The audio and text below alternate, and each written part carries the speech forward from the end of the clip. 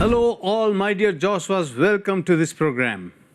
मेरे प्रिय सारे यहोशुए, आप सबके लिए नमस्कार। हम आपको स्वागत करते हैं। I believe you are having a wonderful week with God. आशा करता हूँ परमेश्वर के साथ आपका हफ्ता अच्छा रहा हो। Even if not, what a wonderful day to begin. अगर ऐसा नहीं भी हो, मगर कितना अद्भुत दिन है आज शुरुआत करने के लिए।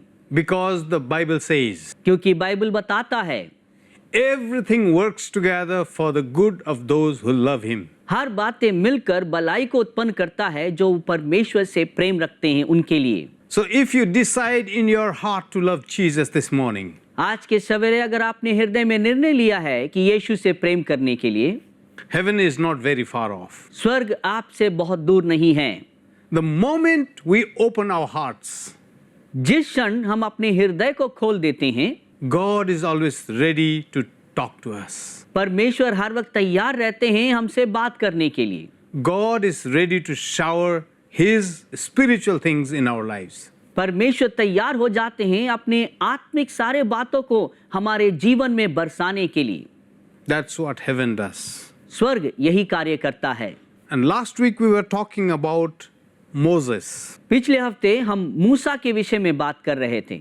And I could not complete the Joshua part of opening the sandals. यहोशू के उस भाग को हम खत्म नहीं कर पाए कि यहोशू ने अपने जूते उतारी, Because those are the two incidents that I was talking about. क्योंकि इन दो घटनाओं के विषय में ही मैं आपसे बात कर रहा था।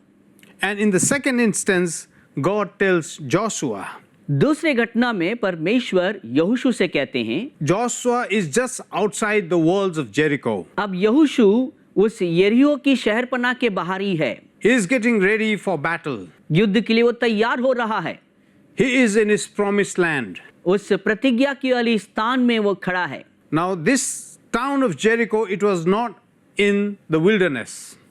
यरीहो का नगर बंजर भूमियों के बीच में नहीं है, But this city was inside the promised land.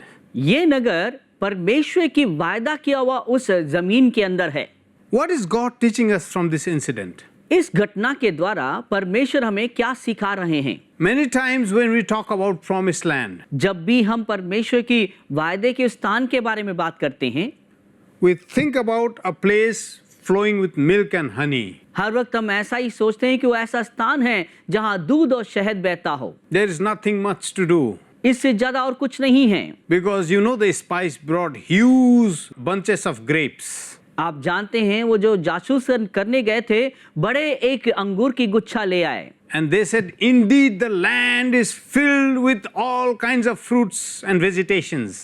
कहने लग गए कि ये सच है कि वो जमीन अलग अलग प्रकार के फलों से, सब्जियों से और चीजों से भरा हुआ है। There is so much fruit to eat. बहुत सारे ऐसे फल हैं वहां पर खाने के लिए। All we will do is eat and sleep. हम सिर्फ वहां पर खाएंगे और सोएंगे, आराम करेंगे। This is indeed a land flowing with milk and honey. वाकई में एक ऐसा जमीन जहां दूध और शहद बहता हो। That's what we dream about. ऐसा ही हम सपना कर देखते हैं। That's what we dream, like when we enter the promised land, it will happen that. ऐसा ही सपना हम देखते हैं जब हम प्रतिज्ञा वाले स्थानों में प्रवेश करेंगे, होने पाएगा। That's why we always have an idea in our mind. इसीलिए हर वक्त हमारे दिमाग में इस प्रकार का विचार रहता है, When I enter my promised land, जब मैं अपने प्रतिज्ञा के स्थान में प्रवेश करूंगा, all I will do is eat and sleep. मुझे सिर्फ यही काम करना होगा, खाऊं और सोऊं। Oh, God has decided to bless me. परमेश्वर ने निर्णय ले लिया है कि मुझे आशीष देने के लिए। No troubles will come in my way. और कोई समस्या मेरे जीवन में आने वाला नहीं है। Nothing to do. बहुत कुछ काम करने की जरूरत नहीं है। No battles to fight. कोई युद्ध नहीं लड़ने के लिए। All I will do is just sit down, eat, and just leisurely lie in the green pastures. मुझे सिर्फ खाना है, आराम करना है, हरे हरे घासों में जाके मुझे विश्राम करना है। Life is wonderful. जिंदगी बहुत ही अद्भुत होगा। But let me tell you, the scripture says it's entirely different. मगर मैं बताना चाहता हूँ, वचन में बहुत ही अलग तरीके से बताया गया है। Joshua is in the promised land now. यहोशू अभी उस प्रतिज्ञा के स्थान में हैं। Because the moment they crossed over from the river Jordan, क्योंकि जिस क्षण उन्होंने यरदन नदी पार किया है, God said, "This is your promised land, परमेश्वर ने कहा यही तुम्हारे प्रतिज्ञा की भूमि है, and I will give you this land in bits and pieces. मैं इस जमीन के हर एक टुकड़ा मैं तुम्हें दूंगा। Little by little, this land will belong to you and your descendants." थोड़ा थोड़ा करते ये सारे जमीन तुम्हारे लिए और तुम्हारे वंशजों के लिए होने वाला है। But let's picturize this. मगर इसे हम कल्पना करके देखें, The moment they enter the promised land, जिस क्षण उन्होंने उस प्रतिज्ञा के भूमि में प्रवेश किया, they find a big city with a huge wall around it. एक बड़े नगर को पाते हैं जो बड़े दीवार से घेरा हुआ है। And God is telling Joshua to fight the battle. परमेश्वर यहोशू से कहते हैं कि इस युद्ध को तुम लड़ो। Now, going into the promised land is not about life without battles. प्रतिज्ञा के जमीन में प्रवेश करना एक ही ऐसा जिंदगी नहीं जिसमें युद्ध ना हो। Your promises comes with your battles. आपके प्रतिज्ञाएं आपके युद्ध के साथ आता है। There are giants in your promised land. आपके प्रतिज्ञा के स्थानों में दानव लोग रहेंगे। The enemy will not easily give you your share of God's blessings. शत्रु आसानी से आपके आशीष के भागों को नहीं दे देगा। Your anointing will not come to you easily. आपके अभिषेक आसानी से आपके लिए नहीं आने वाला है। There is a price to pay for the anointing. हर अभिषेक के लिए कीमत है, आपको चुकाना पड़ेगा। There is a battle to be fought. ऐसे एक युद्ध है जिसे आपको लड़ना पड़ेगा।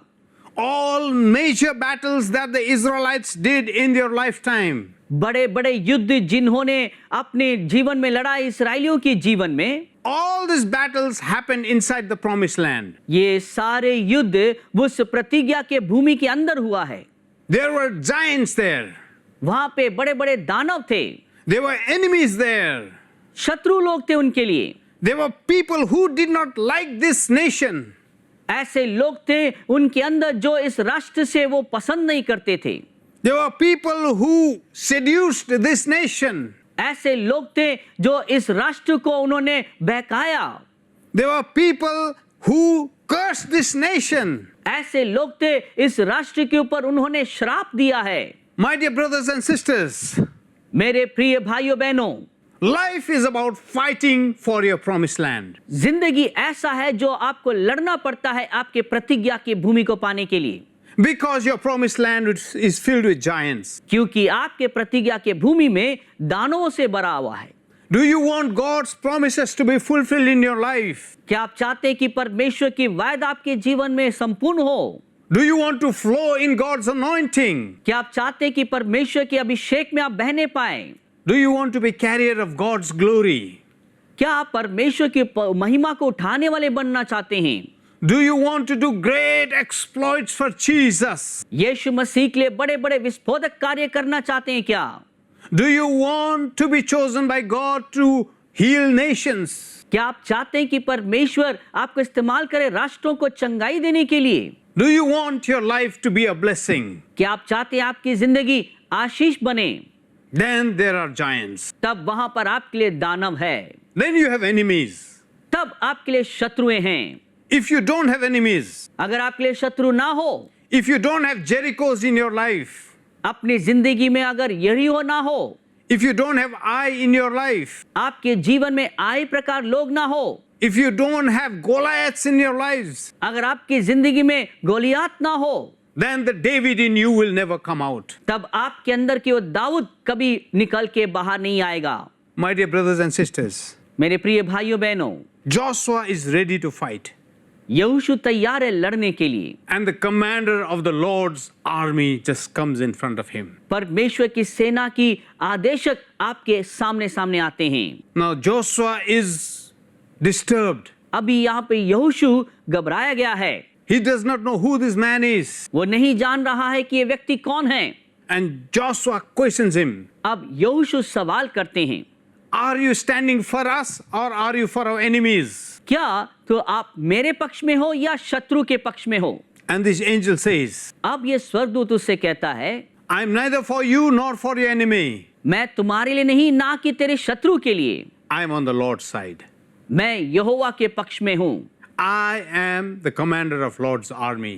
परमेश्वर की सेना की मैं सेनापति हूँ। Now Joshua is terrified अभी यहोशू घबरा गया है because he was afraid, you know. क्योंकि वो डरा हुआ है, Every battle is a terrifying experience. क्योंकि हर एक युद्ध एक डरावनी अनुभव है।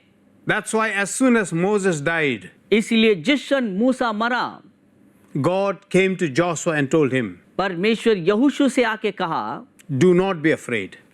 डरो मत, Fear not. डरो मत, Because God knew that his life was going to be filled with battles. क्योंकि परमेश्वर जानते हैं उसके जीवन में युद्धों से भरा हुआ है। And battle is a fearful thing. युद्ध बहुत डरावनी बात है। Nobody likes battles in their lives. कोई भी अपनी जिंदगी में युद्ध को पसंद नहीं करेंगे। Nobody likes to battle with cancer or diseases in their lives. कोई भी कैंसर की बीमारी या अपनी जीवन की बीमारियों से युद्ध नहीं करना चाहते हैं। Nobody likes to battle with financial problems in their lives. अपने जीवन की आर्थिक समस्याओं से युद्ध नहीं करना चाहते हैं। Nobody likes to battle with personal sins in their lives. कोई भी अपने व्यक्तिगत जीवन में पाप से लड़ना नहीं चाहते हैं, Because battle is fearful. क्योंकि युद्ध बहुत डरावनी है। And Joshua is really, really afraid. अब यहोशू बहुत ही वाकई में घबराया हुआ है। And then he sees a man there. अब वह यहाँ पर एक व्यक्ति को देख रहा है। He asks a question. अभी वो सवाल करता है, Are you for us?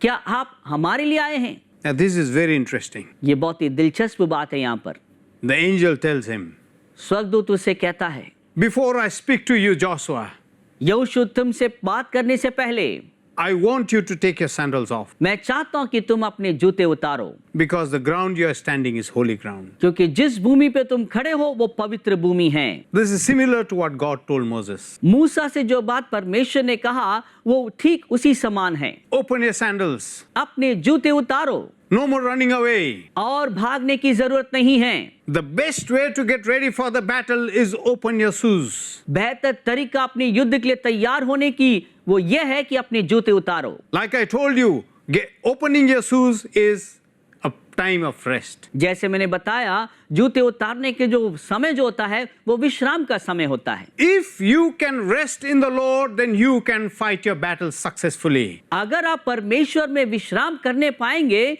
तो अपने युद्धों को जयवंत रीति से लड़ सकते हैं। That's what the word of God says. इन्हीं बातों को परमेश्वर के वचन कहता है। You will just watch तुम मात्र देखोगे and the Lord will fight for you. यहोवा तुम्हारे लिए लड़ेंगे, Rest in him. उसमें तुम विश्राम पाओ। The battle belongs to the Lord. संग्राम तो यहोवा का है, The battle belongs to the Lord. संग्राम तो यहोवा का है। Now, if you want the Lord to fight battles for you, अगर तुम चाहते हो कि युद्ध यहोवा तुम्हारे लड़ने पाए, then all you need to do is open your sandals. आपको मात्र एक ही काम करना, अपने जूते उतारना है। My dear brothers and sisters, मेरे प्रिय भाइयों बहनों, when you are in a hurry, जब आप जल्दबाज में रहते हैं, when your heart is not at rest, जब आपके हृदय विश्राम में नहीं रहता है, you will be dragged into the enemy's trap. तुम शत्रु के उस फंदे में खींचे जाओगे। That has always been the enemy's strategy for ages. कई युगों से शत्रु का रणनीति रहा है। When the enemy comes and attacks you, जब शत्रु आता आप पे हमला करने के लिए, you know the first spirit that he brings in your life is the spirit of anxiety. पहली आत्मा जो आपके अंदर जो ले आता है वो बेचैनी की आत्मा ले आता है। The second spirit is the spirit of fear. दूसरी जो आत्मा है वो डर की आत्मा है। The third spirit is the spirit of loss. तीसरी आत्मा जो है हार का है।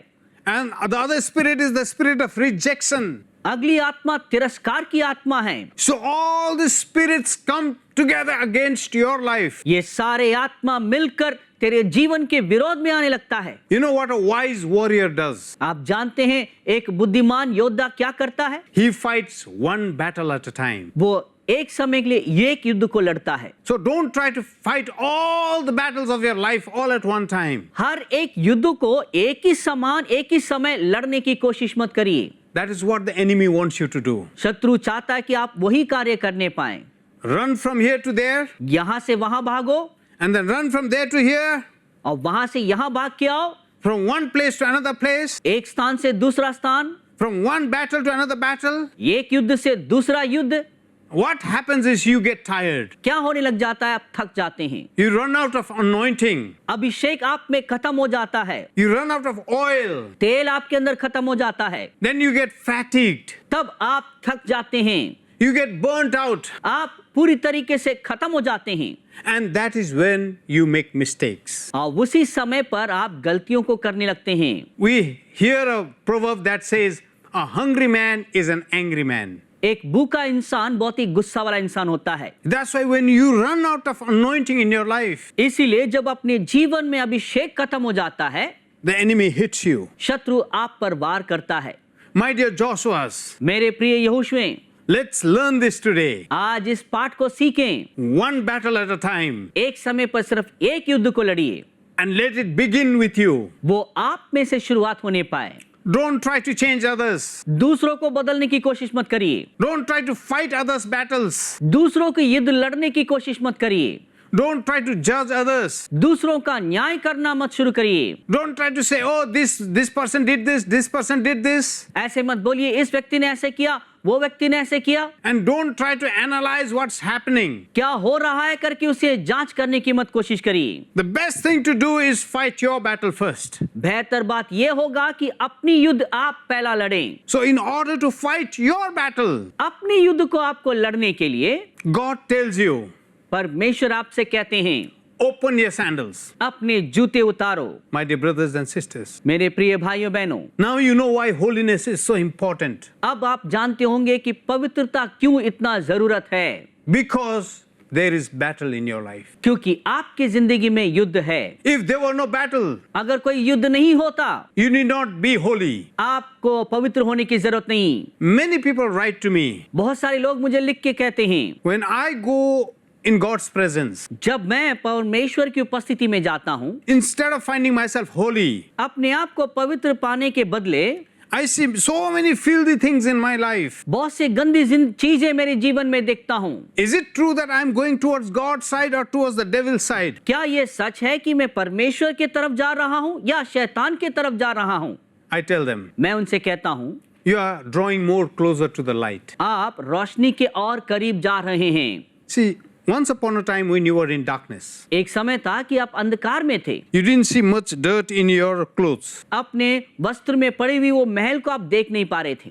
It's true naturally. प्राकृतिक रीति से सच है, But the moment you draw nearer to light, जिस क्षण आप रोशनी के करीब जाते हैं, and the more blazing the light is, जितना चमकदार होता है वो रोशनी, the more you can see dirt in your clothes. और ज्यादा महल अपने जो वस्त्र में है उसे देखने पाते हैं। My dear brothers and sisters, इसलिए मेरे प्रिय भाइयों बहनों, you're coming into God's presence. आप परमेश्वर की उपस्थिति में आ रहे हैं। Whatever dirt you see in your garment, अपने वस्त्र में जो भी महल आप देखते हैं, let the blood of Jesus wash it. प्रभु यीशु मसीह के लहू उसे धोने पाए। You are standing on holy ground. पवित्र भूमि पर आप खड़े हैं, There is battle ahead of you. आपके आगे आपके लिए युद्ध है। That's why God says, इसीलिए परमेश्वर कहते हैं, without standing in holiness, बिना पवित्रता में आप खड़े हो, you cannot fight your battles. अपने युद्ध आप लड़ नहीं सकते हैं। Joshua, यहोशू, take your sandals off अपने जूते उतारो, because you are standing in holy ground. क्योंकि तुम पवित्र भूमि पे खड़े हो। If you are wearing your shoes अगर आप अपने जूते पहने हुए हो, as a prophetic act, एक भविष्यवाणी रूप के कार्य के अनुसार, could you kindly open your sandals दया करके क्या आप अपने जूते उतारेंगे or your shoes या अपनी चप्पलों को, and then kneel down wherever you are? जहां कहीं पे भी हो आप घुटने लगाइए, Because God is going to bring an anointing upon your life. क्योंकि परमेश्वर आपके जीवन में अपने अभिषेक को लाने वाले हैं। Because God wants you to be victorious. क्योंकि परमेश्वर चाहते हैं कि आप जयवंत होने पाएं।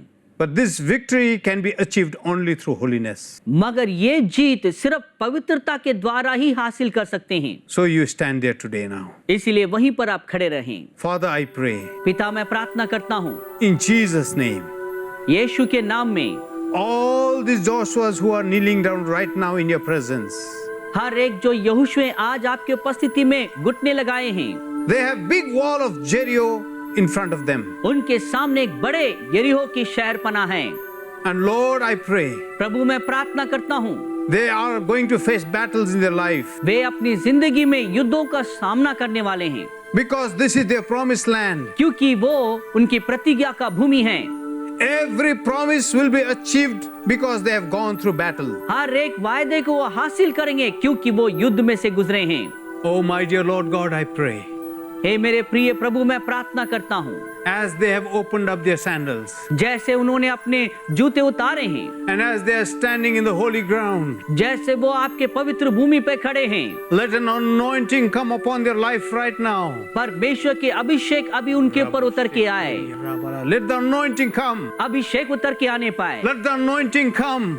अभिषेक उतर के आने पाए, Let it break every yoke.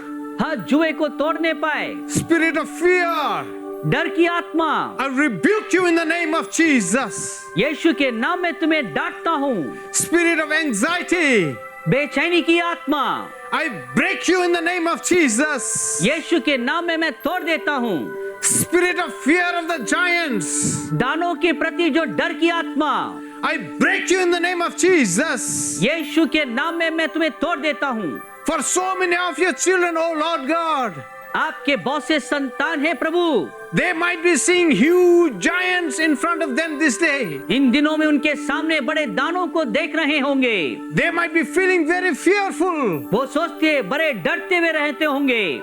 Father Lord, I pray in the name of Jesus.